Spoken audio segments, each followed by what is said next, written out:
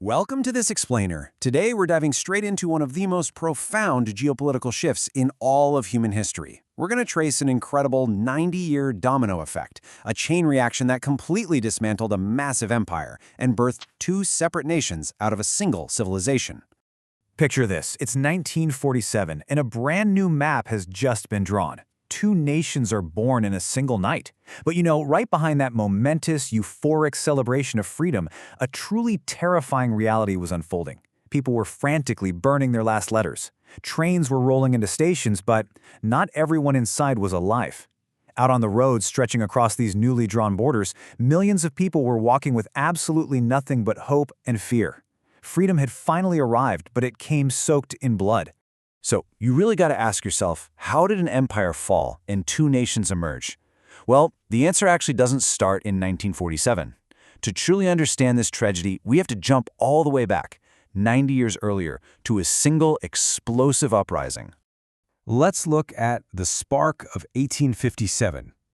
Just consider the sheer scale of this number, 300,000. That is exactly how many Indian soldiers were serving inside the British East India Company's army at the time.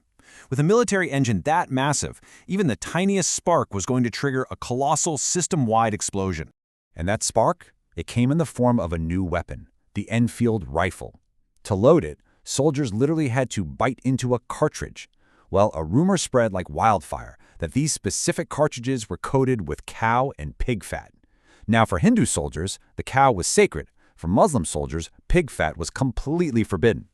What seemed like a small administrative detail to the British was actually the final trigger for decades of pent-up anger and humiliation. The soldiers in Meerut snapped. The mutiny rapidly spread across Delhi, Kanpur, and Jhansi.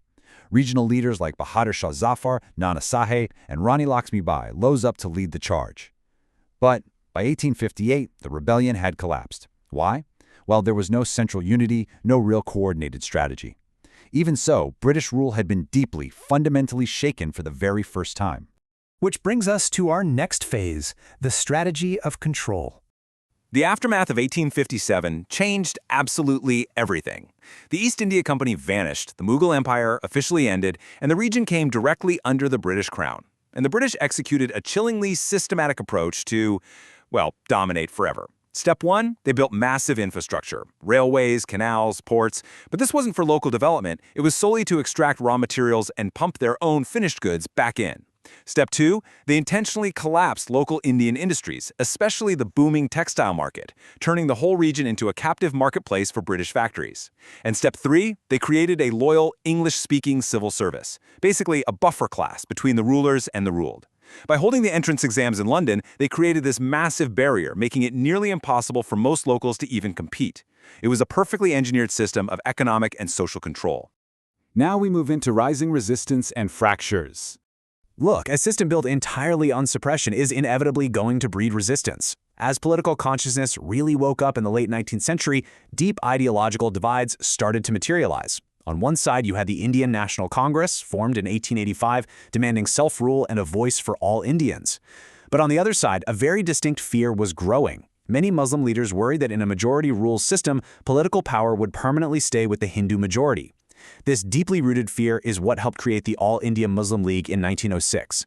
So right here, we are seeing the sharp crystallization of two entirely different political perspectives. And the British capitalized heavily on this divide. When Lord Curzon split Bengal into two parts in 1905, the deliberate intention was crystal clear. The reactions were completely polarized. Hindus launched the Swadeshi movement, actively boycotting British goods. Meanwhile, Muslims saw a new political space opening up for them in the eastern region. Two communities, two entirely different reactions. It was one empire playing both sides to maintain their grip on power. Over the next decade, tensions escalated incredibly fast. In 1909, the Morley-Minto reforms introduced separate electorates for Muslims. That meant political identity itself became legally divided. By 1916, the Lucknow Pact brought a fragile, temporary unity during World War I. But almost immediately after the war, the British passed the draconian Rowlatt Act in 1919, allowing people to be jailed with zero evidence or trial. And then, later that exact same year, the escalation culminated in the absolute horror of Jallianwala Bagh. At Jallianwala Bagh, a peaceful gathering was suddenly turned into a bloodbath. Hundreds died in a matter of minutes. Some estimates say over 1,000. There was absolutely no escape. Any remaining trust in British rule collapsed forever. Outrage united communities across the country like never before, but we have to remember, it was a unity born from unimaginable tragedy. This immense outrage sparked fresh waves of resistance. The Khilafat and non-cooperation movements briefly united Hindus and Muslims once again. But it was just an exhausting cycle of hope followed by profound disappointment. Both movements eventually collapsed due to violence or shifting global politics. And because of this recurring failure, a new breed of revolutionaries emerged. Figures like Bhagat Singh chose armed action because they firmly believed that simply waiting was no longer an option. They tried to shake the system through train actions and bombings, and Bhagat Singh's eventual execution turned him into a timeless, legendary symbol of resistance. At the exact same time, nonviolent resistance was continuing in epic proportions. 390, that is the distance, in kilometers, of Mahatma Gandhi's 1930 Salt March. He took a remarkably simple act, just making salt, and walked 390 kilometers, turning it into a massive global symbol of resistance. But how did the British respond to this? Not with compromise. No, they responded with mass arrests. We are now entering the final, fatal stretch, the breaking point. In 1935, Britain passed a Government of India Act granting some limited autonomy, and this led to the pivotal 1937 elections. The political fallout here was disastrous. Congress won big across most provinces, claiming to represent all Indians, but they flatly refused any coalition offers from the Muslim League. On the flip side, the Muslim League faced this harsh rejection, which only deepened the already profound mistrust between the two groups. The political gap was rapidly becoming an unbridgeable chasm. From here, the final dominoes fell in rapid, devastating succession. World War II breaks out, and Britain drags India into the fight without even consulting its leaders. In protest, Congress entirely resigns from their governments. This creates a massive political vacuum, and the Muslim League under Muhammad Ali Jinnah steps right into it. By 1940, the Lahore Resolution formally demands independent Muslim-majority states. The idea of Pakistan is no longer just theoretical, it's a hard, non-negotiable political demand. Fast forward to the 1946 elections, and those completely destroy any final shreds of trust. Finally, the British cabinet mission's plan to keep the region united under a federal system fails entirely, sparking Direct Action Day. Horrific violence erupts in Calcutta. Thousands die, and the British realize something terrifying. The subcontinent simply cannot be held together anymore. Which brings us full circle to the reality of 1947. One land, two nations. India and Pakistan are officially born.